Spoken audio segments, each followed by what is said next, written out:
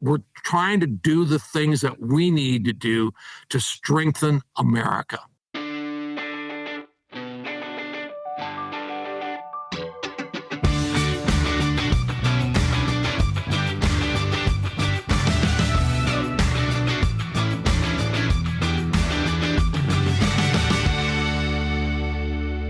Welcome back to Closer Look on this Wednesday, the 29th day of October.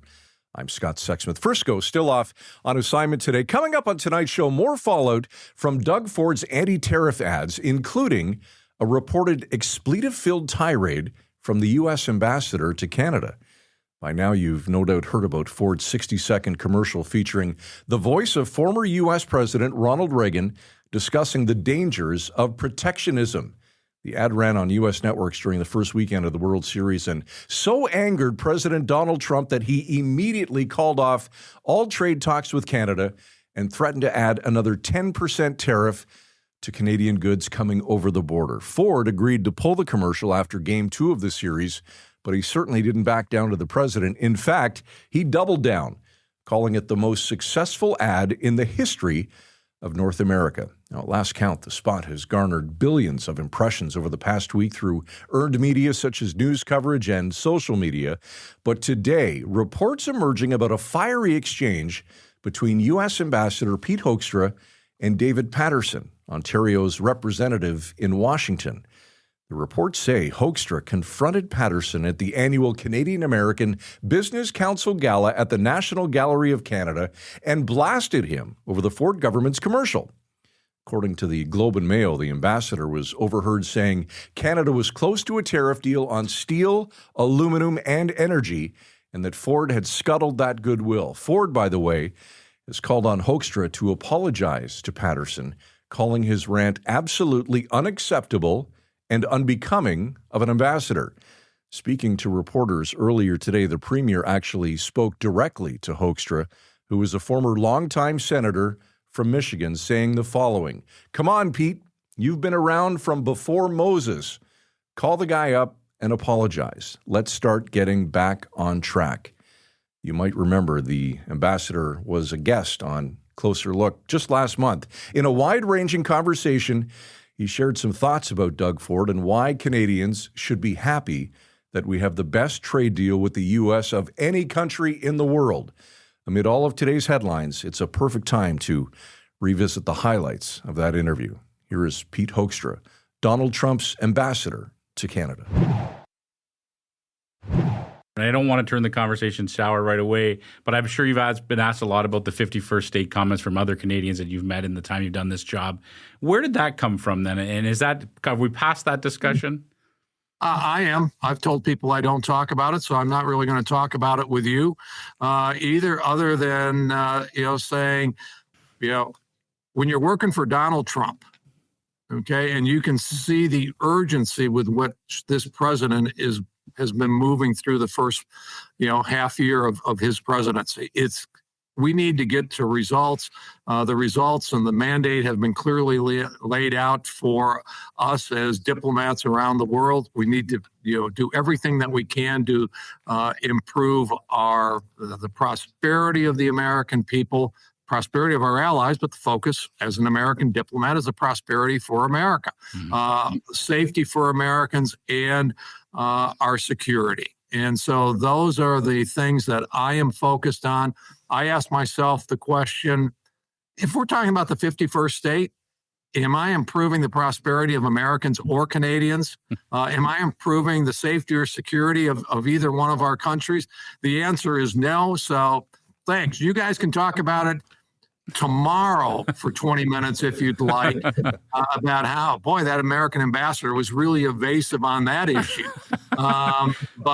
So you can have that discussion tomorrow. I'm not focused on it.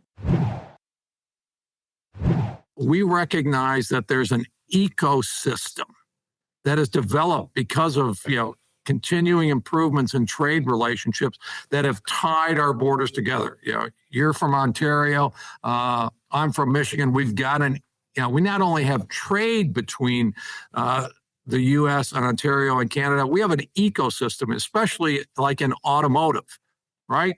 I mean, this is not, we'll sell you. We got an ecosystem that says you build something in Ontario in the morning, in the afternoon, it could be on a car going to a dealership or to a customer. That's not trade. That's an ecosystem. You're definitely right using that term. We do have that ecosystem. It's been in place for a long time. You talked about auto parts crossing the border multiple times before something is built. But is it fair to say that the tariffs in a lot of ways have drastically altered that ecosystem? There's a lot of industries in Canada that are suddenly all of a sudden hurting really very, very badly, Ambassador. The steel industry, the aluminum industry, the forestry industry. So it has had a major impact on those industries. From where you're sitting, how do you react to that? What do you say to those industries? Well, number one, the tariffs. Okay, everybody wants to blame everything on the tariffs. Okay, the effective tariff rate of Canadian goods going into the U.S., again, as outlined by your government, not the U.S. claiming something, is around 5.5%. Okay, that's not a huge number. We had to do the stuff on steel, aluminum, copper, and some of these types of things because the president wants our country to be secure. And we need the capability to produce those kinds of products in the United States.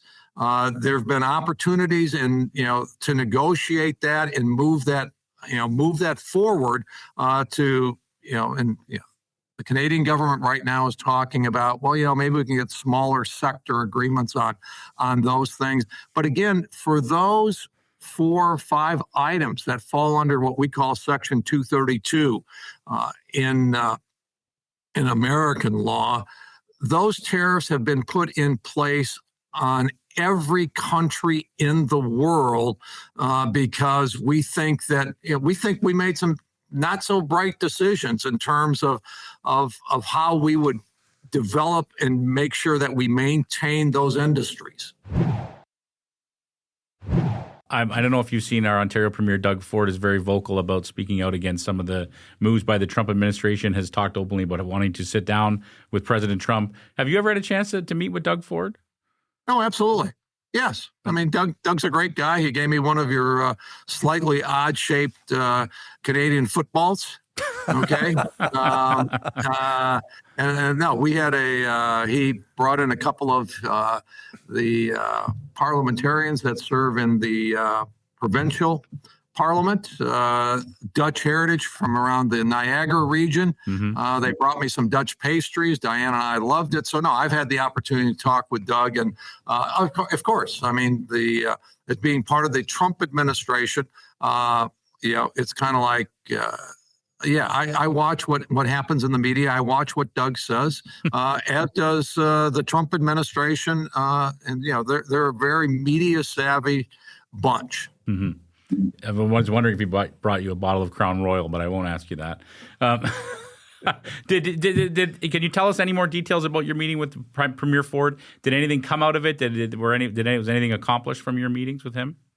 Well, it was early in my tenure here, and we've had the opportunity since then to talk about a couple of different issues. And obviously, Doug is on a different page than where the U.S. administration is, and so So no, I haven't moved Doug to a point where I can get him to be a strong advocate for the Canadian-American relationship. Ambassador, Canadians are traveling a lot less to the United States. Does that concern you? Sure. I mean, what they do is they just don't get to see a wonderful part of the world. I enjoyed, Diane and I have enjoyed traveling through Canada. And like I said, I sometimes have a little bit of a hard time understanding this, okay? You have the best trade relationship of anybody in the world, the best trade tariff rate of anybody in the world. And we're, in the coming days, we're going to see that the process is going to evolve to, reviewing, USMCA. Okay. Does banning American alcohol, does that help? Does saying, we're not going to America, does that help? Those are decisions for Canadians on an individual basis, to make. Okay. We're doing everything we can to strengthen this relationship, to grow this relationship. If you have an ecosystem, and we know how long it took to develop this ecosystem. But if Canada decides that, from an economic and manufacturing standpoint, that ecosystem is no longer valuable to Canada and to the economy of Canada, that's okay. I think it would be hard to recreate that ecosystem, and there would be significant hardship as you transfer from that to try to create a new one. But again, that's a decision that is made by a sovereign state. I think the concern we hear from Canadians is all the sudden uncertainty of it all. So we have this deal in place, but then we're hearing this one day there'll be a 50% tariff added to this industry, a 25% tariff added to that industry. How do we move forward from that, Ambassador? How do we make a deal that brings back some certainty to Canadians and the Canadian industries that employ them? Well, how do you bring back a deal that brings back certainty to America? Mm-hmm. Okay. I have a lot of American companies that have contacted me and say, hey, Pete, we've been trying to sell into a certain province. Okay. But they've not only put in buy, Canadian, which is fine. We have buy American provisions. I voted for those when I was in Congress. Mm-hmm. Okay. But, their criteria is buy provincial, buy Canadian, buy international. And if you, and if you still haven't found a source, maybe you don't need to buy. And as a last resort, buy American. Mm-hmm. If you really, really, really, really need it, but you can't find it anywhere else, it's okay to buy America. Okay, that's some of the kind of stuff that we hear and feel. Is it the vast majority of what we hear? Absolutely not. The vast majority of businesses that we talk to are saying, yeah, Pete, we listen to all this noise, and yes, some of this does affect us. But, we're still doing a lot of business with America, and you're doing a lot of business with us, and it's been a great relationship, and we want it to continue. Take care of the noise, settle this, and let's move forward. It is an awesome relationship, and I want to be an advocate not only for America, but I want to be an advocate for Canada to America. We're looking for folks in Canada right now that can and I think should be. They should be advocates for Canada because you're Canadians. But at the same time, it would be nice to see more folks who are actually advocates for America. Okay. Donald Trump has given you the best deal of any country in the world.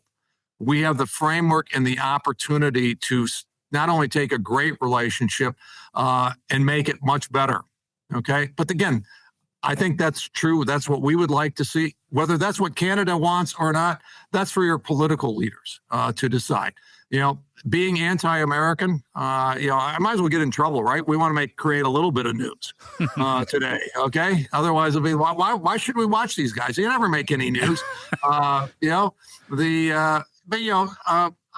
a politician. I spent 18 years, trying to get enough votes every 2 years to get reelected to Congress. Why I did that, I don't know. People sometimes will question my sanity, but I did that for 18 years, and I recognize that a lot of people in Canada, way too many, have made being anti-American good politics, being anti-Donald Trump being good politics.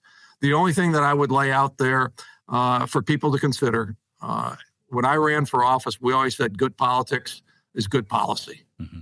Or good policy, excuse me. I got that backwards. Good policy is good politics. All right. Maybe that's something that we should all focus on. Let's do good policy so that that ends up being good politics, because that will bring prosperity, security, and safety to our countries. And we will have more of that if we do it together rather than doing it separately. Can I just follow up on that, Ambassador, quickly? I think, do you and the Trump administration understand that I think some of that anti-Americanism or frustration with America is because of the tariffs that have come in place in the last few months, all the uncertainty they brought, the job losses they've triggered, things like that. That's what's triggering the Buy Canadian movement, for example. Right.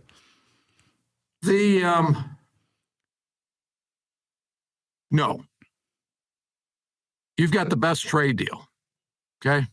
Other countries are dealing with this and have dealt with it in different ways. We've got new agreements with the EU. We've got new agreements with Japan.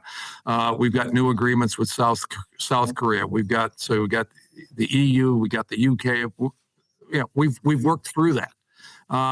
You continue to still have a better tariff deal than any of these countries in the world today. Is there uncertainty? Yes, but it would have been negligent on the part of American leadership to not address the problems that we faced. We had a long-term issue in terms of ensuring prosperity for the American people, a long-term issue with security and safety. And if the Canadians want to be mad about us addressing, the internal issues that we had, they can do that. But in the long run, North America, the West, and all of that will be in a stronger position if we have a strong America, rather than if we had an America that was collapsing and having a debt crisis or unable to deal with the military threats out there because we just couldn't produce the things that we needed to produce. We saw this, I witnessed this when I was in the Netherlands. Okay. NATO was totally unprepared to deal with Russia. And what happened? Donald Trump raised the alarm on that for 4 years. And NATO laughed at Donald Trump, and NATO laughed at the United States of America. And as soon as Donald Trump was out of office, Russia invaded Ukraine. That is what weakness in America and that is what weakness in the West will get you. We are fighting for a strong America. We are rebuilding America to be respected and strong. And I believe the West, and particularly Canada, because we share a 5,000-mile border, we have these ecosystems in place. Those ecosystems can grow and benefit Americans and Canadians. We've created lots of wealth on both sides of the border because of this relationship. Give us a break, not because we're trying to do the things that we need to do to strengthen America.